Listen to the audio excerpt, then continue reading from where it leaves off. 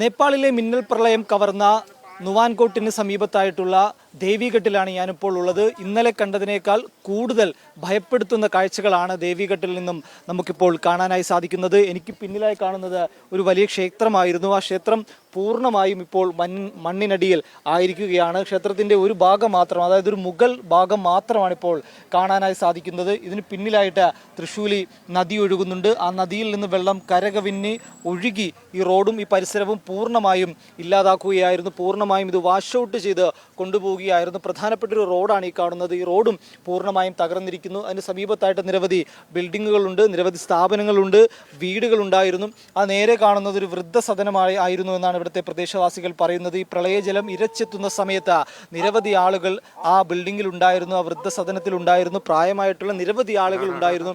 അവരൊക്കെ എവിടെയാണ് എന്നതിനെ കുറിച്ചിട്ടുള്ള ഒരു വിവരങ്ങളും ഇതുവരെയും ആർക്കും ലഭ്യമായിട്ടില്ല. സമീപത്തായിട്ടൊരു പോലീസ് പോസ്റ്റ് കൂടി നമുക്കിവിടെ കാണാൻ സാധിക്കും. നിലവിൽ ഇവിടെ രക്ഷാപ്രവർത്തകരാരും തന്നെ നമുക്ക് കാണാനായി സാധിക്കുന്നില്ല. പോലീസിനെ ഇവിടെ വിന്യസിച്ചിട്ടുണ്ട്. ഇതിന് മുന്നിലേക്ക് കുറെ കൂടി ദൂരമുണ്ട്. ഈ പ്രദേശം പൂർണ്ണമായും ഏകദേശം 4-5 കിലോമീറ്റർ ചുറ്റളവിൽ പൂർണ്ണമായും പ്രളയം ഇല്ലാതാക്കിയിരിക്കുന്നു എന്നാണ് ഇവിടുത്തെ പ്രദേശവാസികൾ പറയുന്നത്. കാരണം ഇവിടുത്തെ ആളുകൾ ഇപ്പോഴും വലിയ ആശങ്കയിൽ തന്നെയാണുള്ളത്. കാരണം വീണ്ടും ഈ തൃശ്ശൂലി നദി കരകവിഞ്ഞൊഴുകുന്നുണ്ട്, കൂടുതൽ വെള്ളം ഈ പ്രദേശത്തേക്ക് എത്തുന്നുണ്ട്. അതുകൊണ്ട് ഇത് വലിയ ആശങ്ക ഇവിടെയുള്ള ആളുകൾക്ക് സൃഷ്ടിക്കുന്നുണ്ട്. തൊട്ടപ്പുറത്തായിട്ട് നമുക്ക് ആ നദിയും കാണാൻ സാധിക്കും. ഇവിടെ ഒരു ക്രോസ് ബോർഡ് വെച്ചിട്ടുണ്ട്. ഇതിനപ്പുറത്തേക്ക് ആരും കിടക്കരുതെന്നാണ് പോലീസ് നിർദ്ദേശം നൽകിയിരിക്കുന്നത്. സ്കൂളുകളുണ്ട്. ഒരു പ്രവർത്തന സമയത്തായിരുന്നു ഈ പ്രദേശത്തേക്കും വെള്ളം ഇരച്ചു കയറിയത്. അതുകൊണ്ട് വലിയ ആശങ്ക ഇപ്പോഴും ഇവിടുത്തെ ആളുകൾക്കുണ്ട്.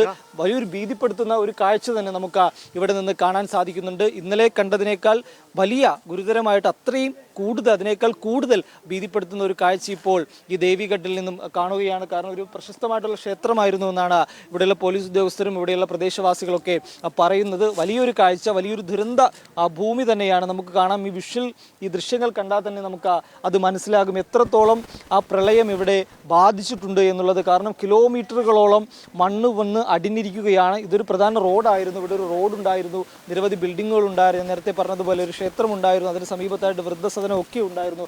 നമുക്ക് അവിടെ ഒരു ട്രാക്കർ കിടക്കുന്ന നമുക്ക് കാണാനായി സാധിക്കും. അതിനപ്പുറത്ത് ചില വാഹനങ്ങളുണ്ട്. അത്തരത്തിൽ നിരവധി വാഹനങ്ങൾ ഉൾപ്പെടെ ഇവിടെ പാർക്ക് ചെയ്തിരുന്ന വാഹനങ്ങൾ ഉൾപ്പെടെ പൂർണ്ണമായും മണ്ണിനടിയിലായിരിക്കുകയാണ്. വീടുകളും ഒക്കെ മണ്ണിനടിയിലായിരിക്കുകയാണ്.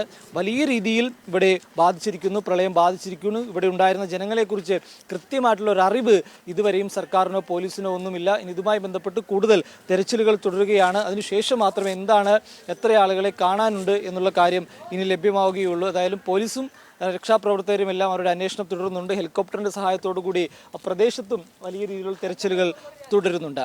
ഹരിമുണ്ടൂരിനോടൊപ്പം തൗഫീഖ് അസ്ലം, മീഡിയ 1.